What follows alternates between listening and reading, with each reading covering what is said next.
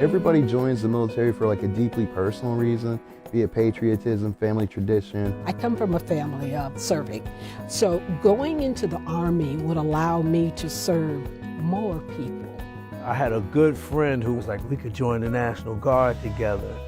We get to go to college for free and we can use our college money to buy a car. It was something crazy. I joined the service because I thought that we were in peacetime, and I thought that I just wasn't ready to go to college just yet. So I wanted to travel and have the opportunity to serve my country. So you believe the commercials, right? Yes. Yes.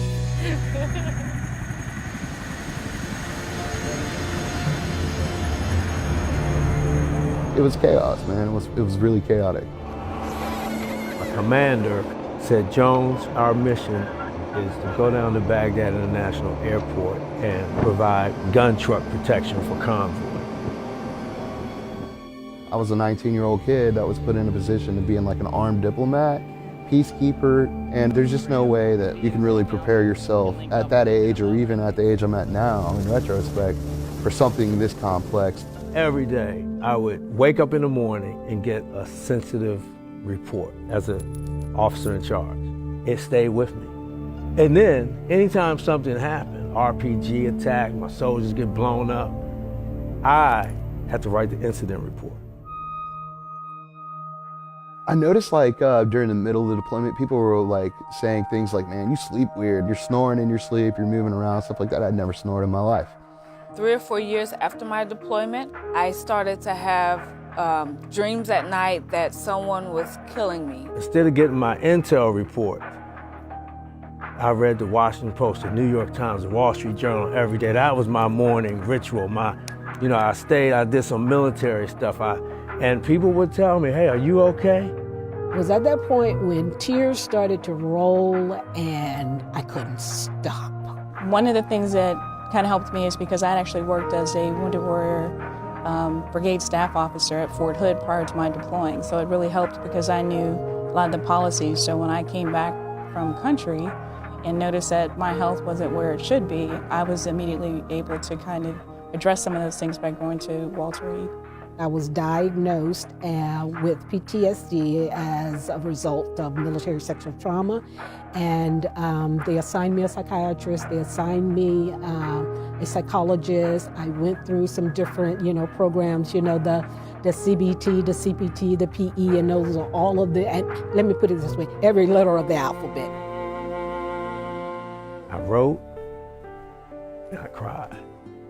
And I think the first thing I wrote about was the youngest person in our unit, and he perished on one of my convoys. I realized through therapy that part of my PTSD was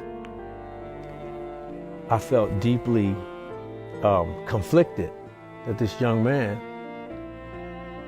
perished. And one of the things that the leadership at the DC National Guard, good friends of mine, mentors that I love. Right before I'm leaving, they said, Jones, you make sure you take these soldiers, take care of these soldiers, and you bring them all back. Make sure you bring my soldiers back, Jones. As I always said, and it wasn't meant to put any undue pressure on you, but when you don't bring them back, he said, well, why am I here?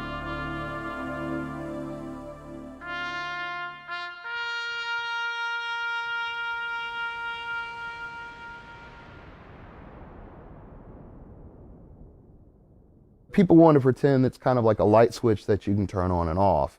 It's not quite that simple. It's something that every person, it's a unique challenge to everyone. Some people find it impossible to transition. The VA has implemented their pathways to whole health and wellness, where they address the physical, the spiritual, the mental, and the emotional side of veterans. The Veterans Cannabis Coalition advocates for equal access and to reduce the stigmatization of cannabis use, particularly in a medical setting. I'm not saying it's a silver bullet, but I'm saying it is an option. It should be available. I would say for my fellow veterans, if something is off and people are identifying it for you, it's definitely worth looking into just so for your own sanity. You're the best advocate for yourself, so you would know more or less where you are physically, mentally, if things aren't the way that they should be. From the moment you come home, say, hey, my name's Bill, I live in Washington, D.C., I go talk to the Mayor's Office of Veterans Affairs, and now I'm on this track. Now I'm getting enrolled in VA healthcare. If I need counseling, I'm getting it. If I want to use my home loan to potentially invest in the district and stay forever, I can do that. If I want to use my GI Bill and go to school in the district, we can. You do not have to live a diminished version of yourself after your combat experience. You don't. I mean, you can actually be better than what you were before you went. It's just all how you wake up in the morning.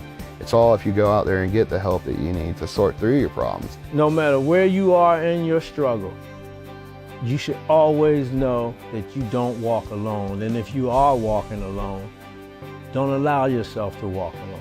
Whether it's another veteran, whether it's an organization, whether it's a friend, reach out.